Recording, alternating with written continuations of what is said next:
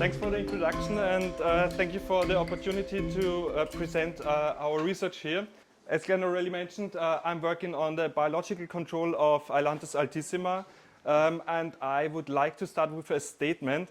I do like Ailanthus. I'm very impressed by its growth. I'm amazed by its abilities to deal with bad soils and bad conditions.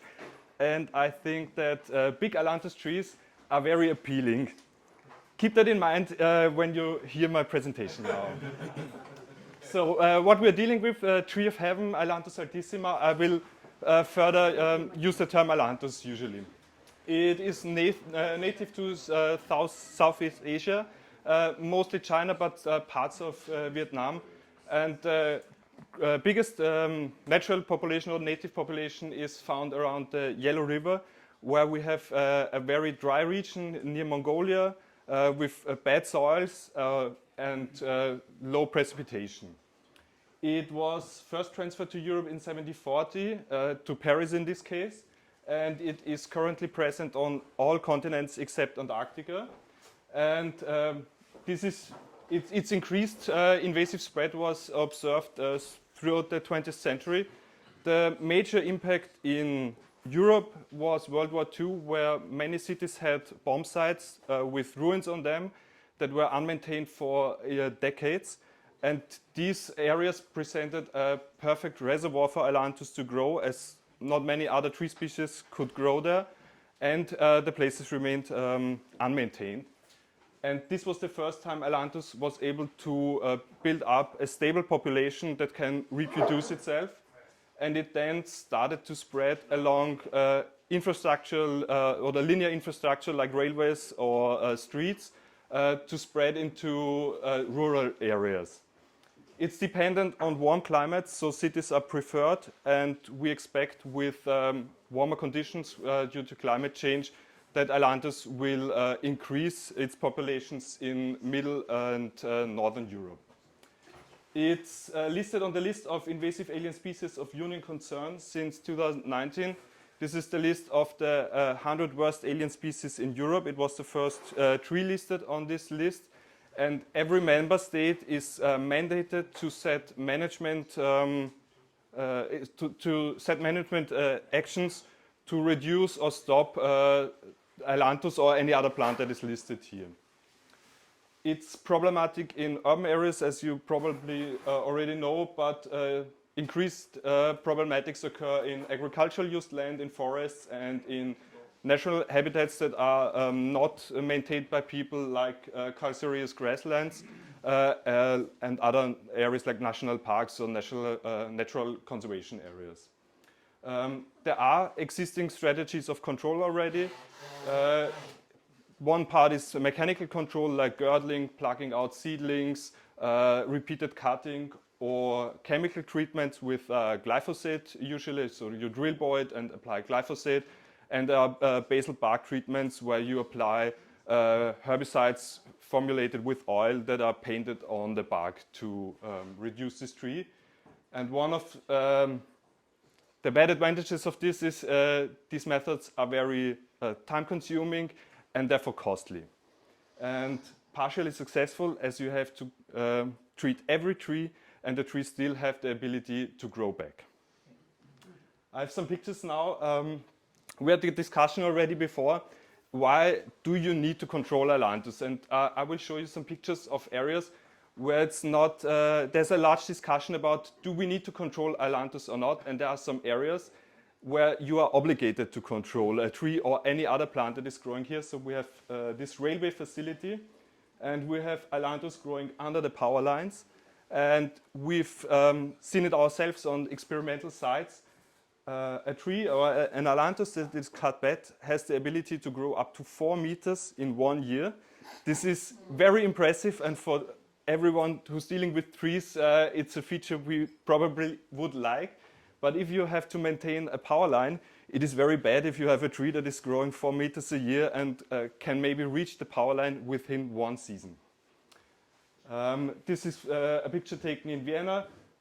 This is managed by the Austrian railway company. It's alongside a railway, and they mow this every year. and the trees still can grow back until they reach the power lines. So this company is obligated to do some sort of control here.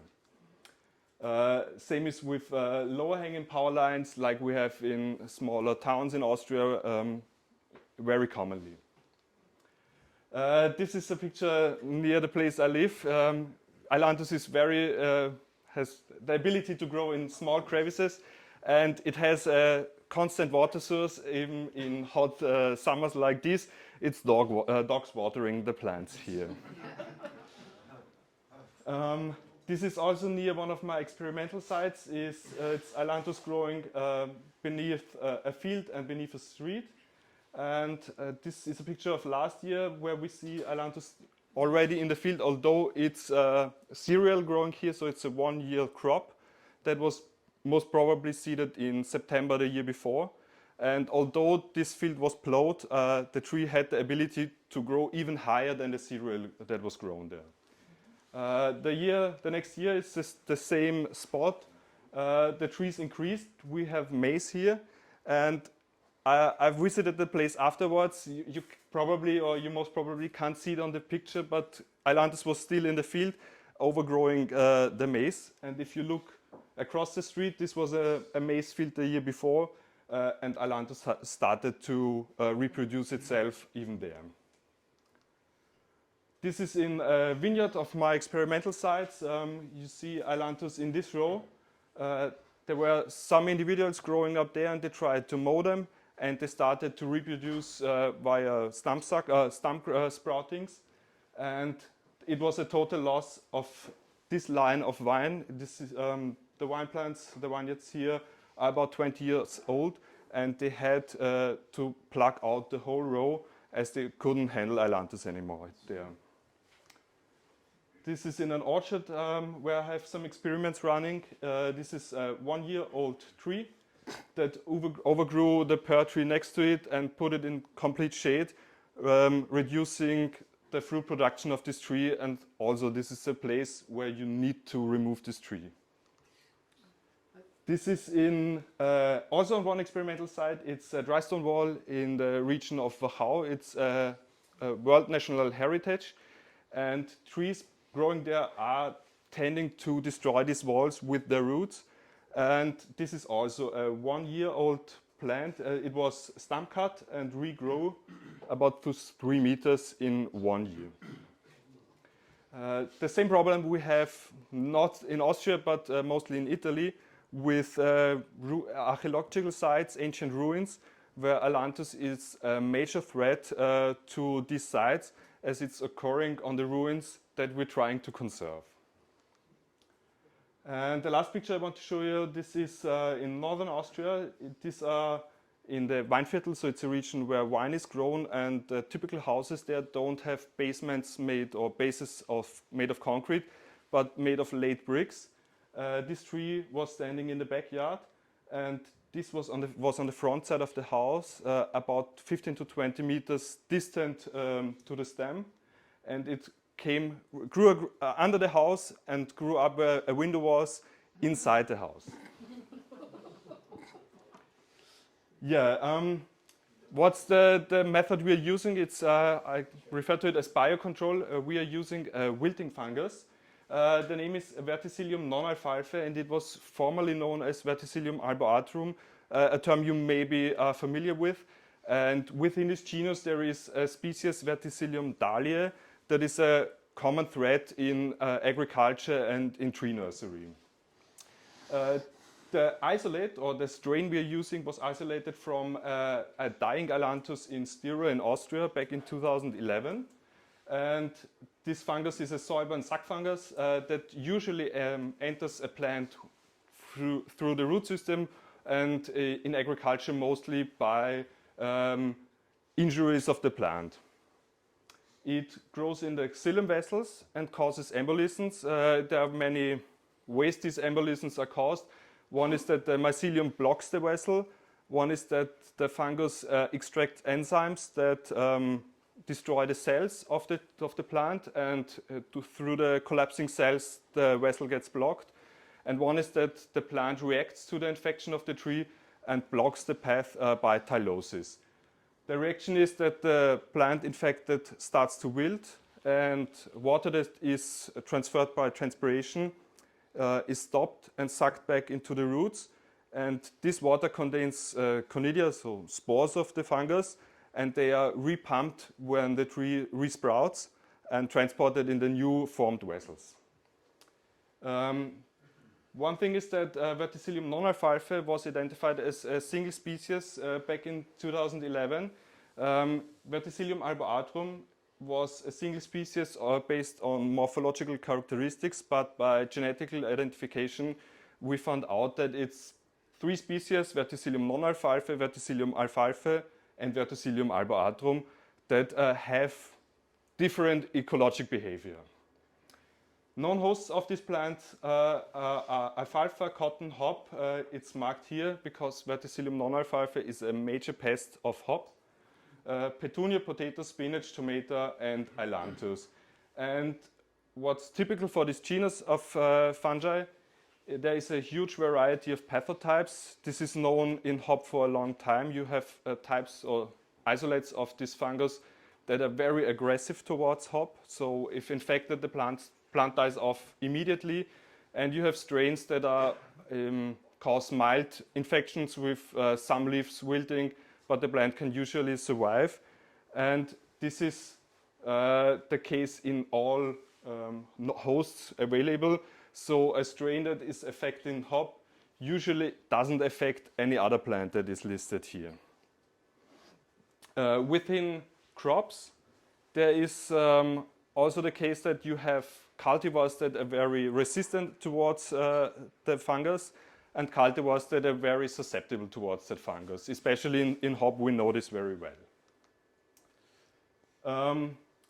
The isolate we use for biocontrol is the isolate Wert56, and it is highly host adapted to ailanthus and very effective. So if you successfully inoculate a tree, ailanthus is going to die off for 100%. An application method was established, I will show you that afterwards, and it is easy to apply and it is long-term effective because inoculated tree is stopped for its ability to grow back. One main advantage is the systemic spread within clonal root systems. We see this in ailanthus quite often, that it resprouts by root suckers or stump sprouts. And these trees are connected by the roots, and if you inoculate one of the trees, the fungus can travel through the plant, through the roots, to any other trees. We have had an experimental site where we counted 700 individuals and inoculated 20 of them, and 5 years later the whole area was, ailanthus died off and it was regrown by the Sorbus domestica in this case that was grew nearby there. It's a pathogen compared to Verticillium dahlia especially, with a narrow host spectrum. So there are not many plants that are affected by this fungus. It has a low persistence in nature as it's dependent on host plants, and it has a low ability to mutate as it doesn't form any sexual stadions or any fruiting bodies. It's only relying on conidia that are produced clonal. The genus Verticillium is very well studied. The research history is about 100 years old, so we know a lot about the ecological behavior of this fungus. But due to the new taxonomic classification, we don't know the exact ecological behavior of the species we use. And this is in case of persistence in soil, its reactance to temperatures, and its ability to proliferation or transmission in the environment. Because you say you can't say anything about the ecological behavior because there's a new taxonomic classification, but it's still this isolation, isn't it? Yeah, it didn't change. No, it didn't change, but we know about the species that was described before, Verticillium alboatrum. We know a lot of about this through a whole lot of studies, but we don't know if these studies back then were conducted with one of the which species of the 3 new described species was used back then, and they are comparable, but we don't know exactly at the moment.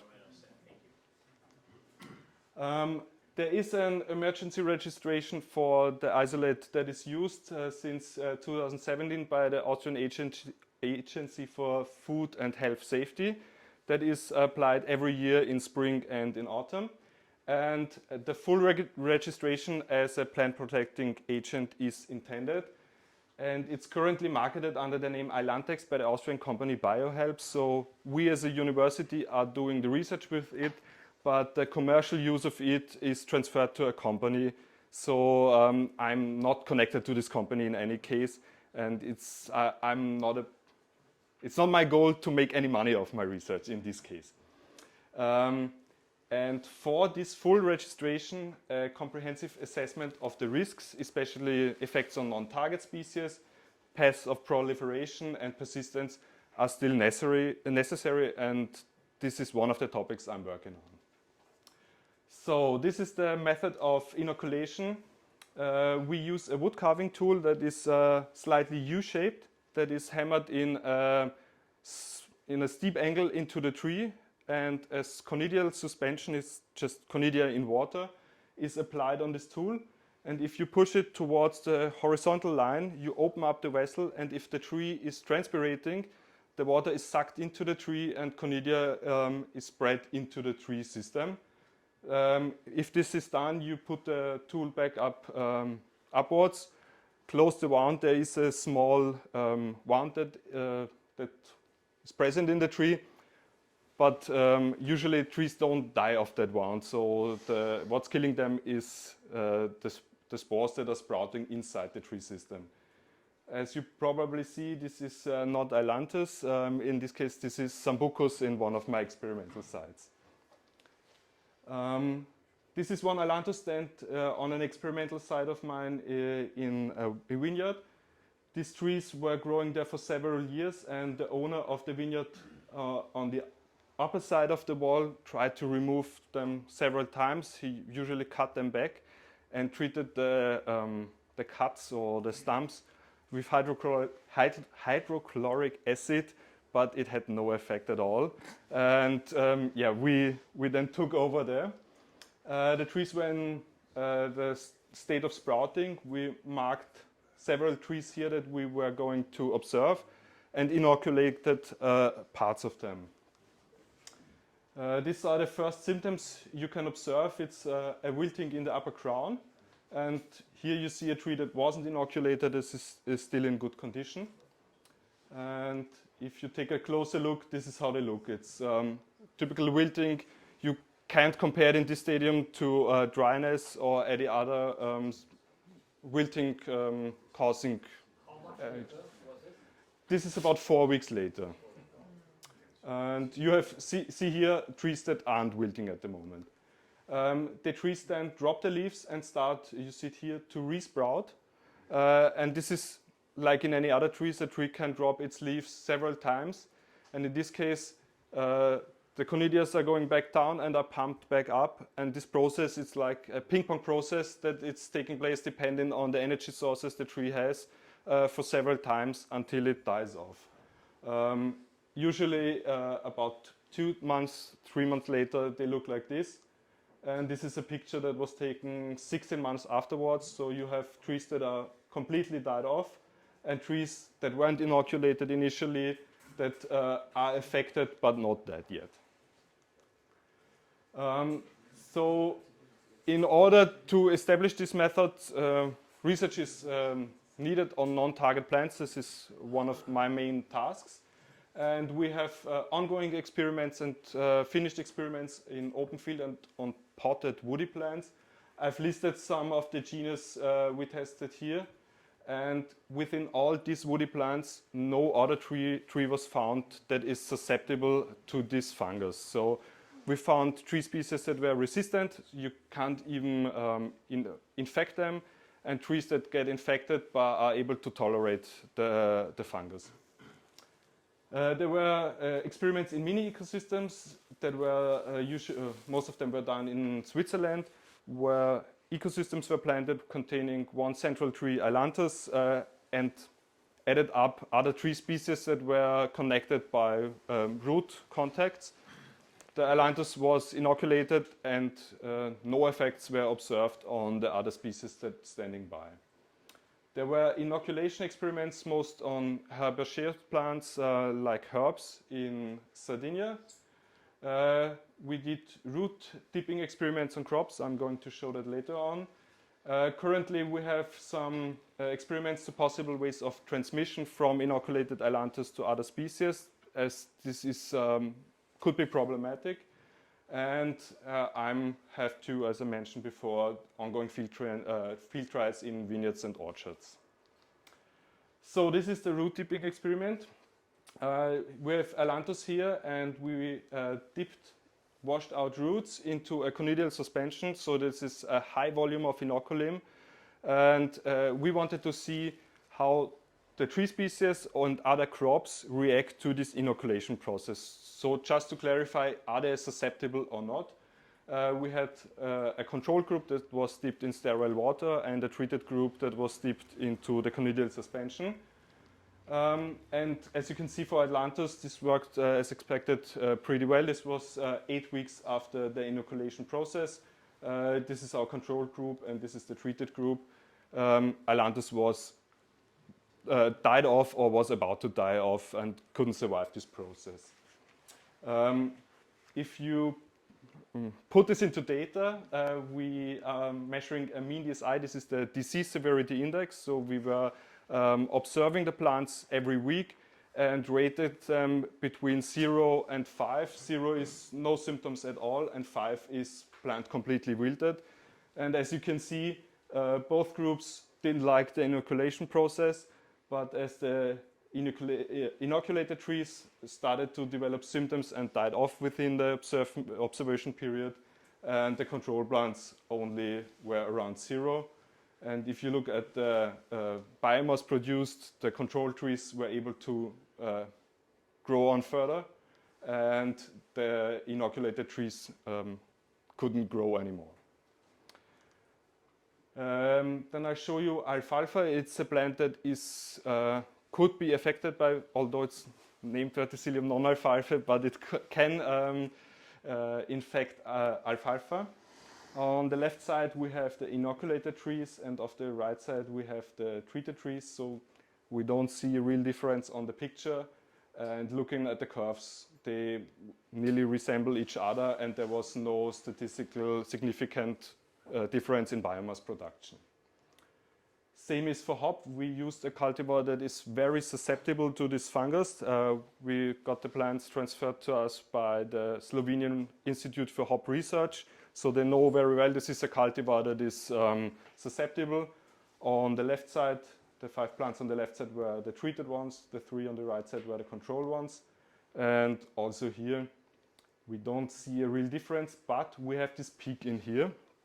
We observed a small wilting on the lower leaves, and we assume the fungus was present, tried to grow inside the plant, but the plant stopped it immediately. We took some probes and plated them on agar media to see if we can re-isolate the fungus out of the plant. And in all plants, we could re-isolate it in pieces that were taken from the base. And only in a few plants, the fungus was re-isolated in samples from the top. So the plant was able to stop the fungus in any, in this period of time, and biomass production was not affected. And this is one plant, as you can see on the picture already, we found some effects. This is spinach, and spinach plants wilted within a short period of time. We had to terminate the experiment after 7 weeks. And the curves differ, and we have a huge difference in biomass production. And we were also able to re-isolate the fungus of the plants, showing that this plant is affected by the fungus as well. making it the first plant that was discovered that is affected in the same level as Ailanthus. Within this study, we found 2 other plants that were affected. That was Petunia.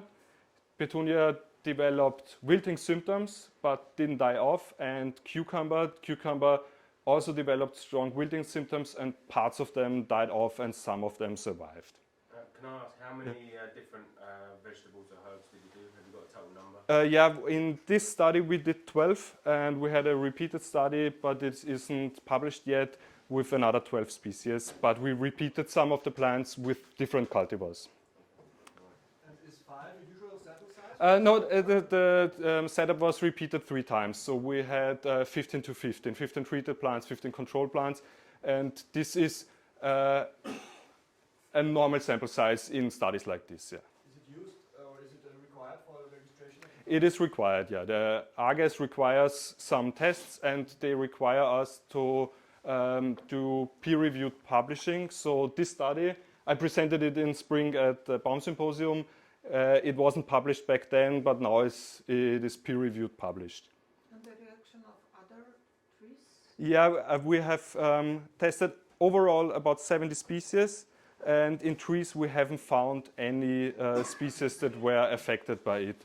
It is there are some tree species that are susceptible to verticillium, especially Acer species are often affected, but all Acer we tested until now didn't show any symptoms. They are tolerant to it, so they get infected, we can re-isolate the fungus out of the system, but it doesn't cause any wilting symptoms. What about Robinia? Robinia is, we assume, resistant.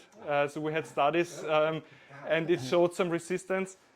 But yeah, I come back to that later on, okay? Yeah. I just make my conclusion and then we can transfer to the discussion.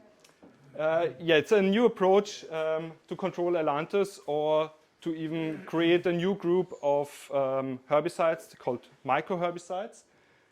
It's easy to use with a lasting success of control. And what's most important, it does not contain any chemical synthetic substances or toxic substances, and therefore is suitable to use in organic agriculture and in urban areas, near water bodies, etc., where common herbicides can be used. Over 70 non-target species tested, and only one of them was equally affected as Ailanthus, but no effects without side effects. So we know there are susceptible plants, and we assume there are even some more. And as with any herbicide, a careful use is obligated, and in our case, a spatial and temporal distance of the treatment is necessary when you use it near these species.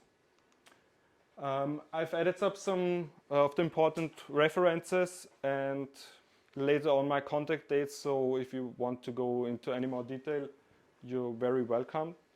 I guess the presentation could be provided, but you can take a photo, of course. And these are my contact details.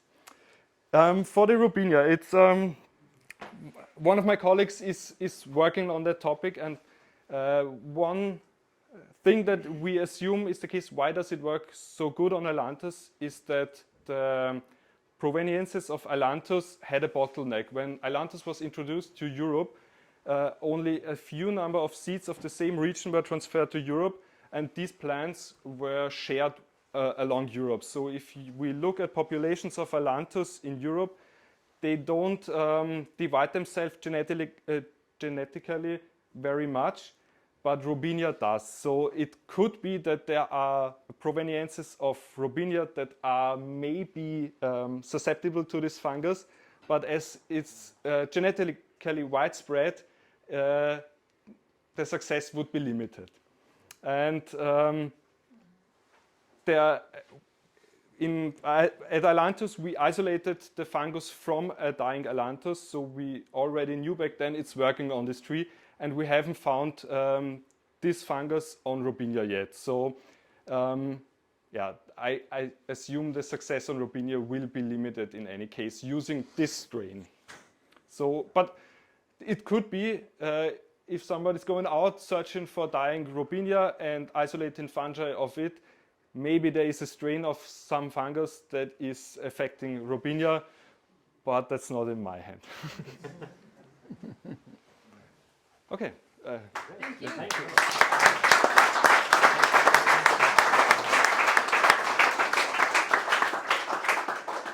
You have any?